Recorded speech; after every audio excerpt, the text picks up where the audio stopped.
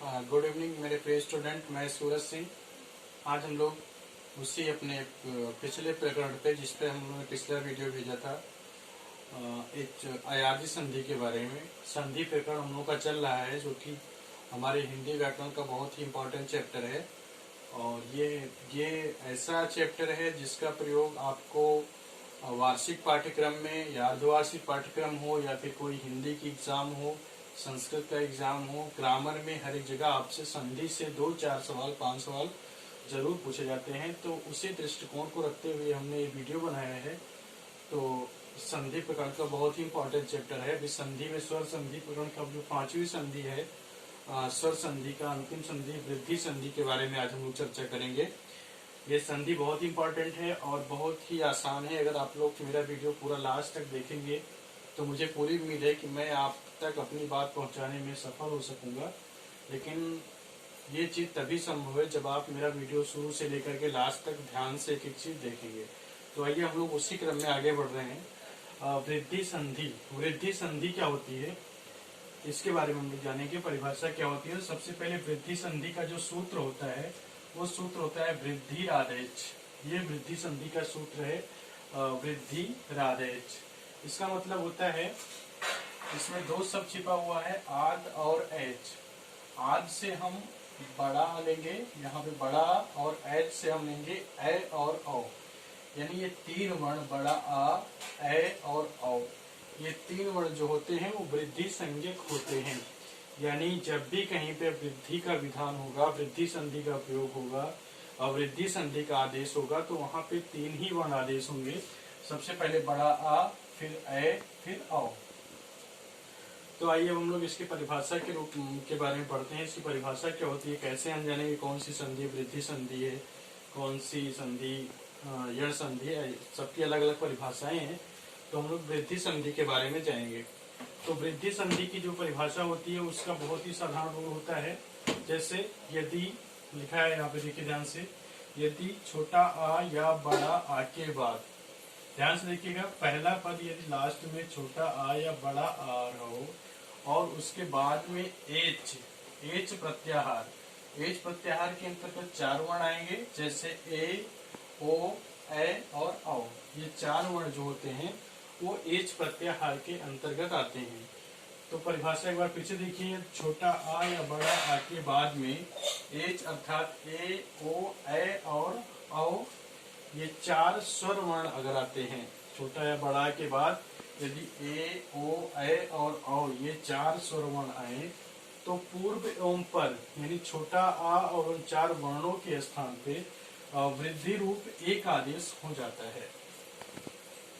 तो यदि इसकी परिभाषा का अभिप्राय क्या है कि छोटा या बड़ा के बाद यदि ए, ओ, ए और औ आता है तो इन दोनों वर्णों के स्थान पे वृद्धि रूप एक आदेश होगा, यानी इन 3 वर्णों में से एक आदेश होगा। तो आइए हम लोग उदाहरण से समझते हैं कि कैसे आदेश होगा। आप लोग उदाहरण को ध्यान से देखिएगा। जैसे पहला हमने एग्जाम्पल लिखा महोत्सव, शब्द यहाँ पे लिखा है, देखिए महोत्सव। महोत्सव का मतलब होता है जब हम विग्रह करेंगे, इसका विच्छेद करेंगे, तो इसका विच्छेद होगा महा प्लस औषधि। महा प्लस औषध इसका विच्छेद होगा। तो महा में यहाँ पे बड़ा आ छिपा हुआ है और औषधि में यहाँ पे ओ छिपा हुआ है। हमने बताया था छोटा आ या बड़ा आ के बाद ए, ओ, ए, औ आए तो दोनों के स्थान पे वृद्धि रूप एक आदेश होगा, यानी इन 3 वर्णों में से एक आदेश होगा। तो यहाँ पे देखिए बड़ा आ रहा है, फिर यहाँ पे है ओ, तो बड़ा आ और ओ के स्थान पे आदेश होगा क्या, औ। ठीक है, क्योंकि ये वृद्धि संज्ञक वर्ण है। तो जब बड़ा आ और ओ के स्थान पे अ आदेश होगा तो शब्द बनेगा महोत्सव। तो ये परिभाषा बहुत ईजी है, आप लोग ध्यान से देखिए। फिर नेक्स्ट है, ये तो औ का एग्जाम्पल था, अब ए का एग्जाम्पल दे रहे हैं। जैसे शब्द है कृष्णेकत्वम। कृष्णेकत्वम शब्द है, जब इसका विग्रह करेंगे तो कृष्ण प्लस एकत्वम क्या होगा, कृष्ण प्लस एकत्वम। यहाँ पे कृष्ण में आ छिपा हुआ है, यहाँ एकत्व में ए छिपा हुआ है, तो इन दोनों के स्थान पे आदेश होगा ए। तो दोनों को जब जोड़ेंगे तो बन जाएगा कृष्णेकत्वम। तो यहाँ पे देखिए आ के बाद में ए आ रहा है और दोनों के स्थान पे ए यानी वृद्धि रूप एक दीर्घ ए आदेश हुआ, तो बन गया कृष्णेकत्वम। फिर नेक्स्ट एग्जाम्पल है देवेश्वर्यम। इसका होगा देव प्लस ऐश्वर्यम। यहाँ पे छोटा आ है, यहाँ पे ए है, इन दोनों के स्थान पे ए आदेश होगा तो सब बन जाएगा देवैश्वर्यम। ठीक है। फिर यहाँ पे कृष्णोत्कंठ्यम, क्या है कृष्णोत्कंठ्यम, तो यहाँ पे शब्द है कृष्ण और यहाँ पे शब्द है औत्कंठ्यम। तो यहाँ पे छोटा आ है, यहाँ पे औ है, दोनों के स्थान पे आदेश हो गया औ, तो दोनों को मिला के कुल बना के शब्द बना कृष्णोत्कंठ्यम। तो इस तरह से हमने 2 एग्जाम्पल औ के दिए और 2 एग्जाम्पल ऐ के दिए। मुझे उम्मीद है कि आप सभी को ये समझ में आया होगा। एक बार फिर से आप लोग ध्यान से पूरे वीडियो को देखिए। यदि आ या आ के बाद यदि ए ओ ए औ ये 4 वर्ण आते हैं तो उन दोनों के स्थान पे वृद्धि रूप एक वर्ण आदेश होगा, यानी ए और औ में से एक वर्ण आदेश होगा।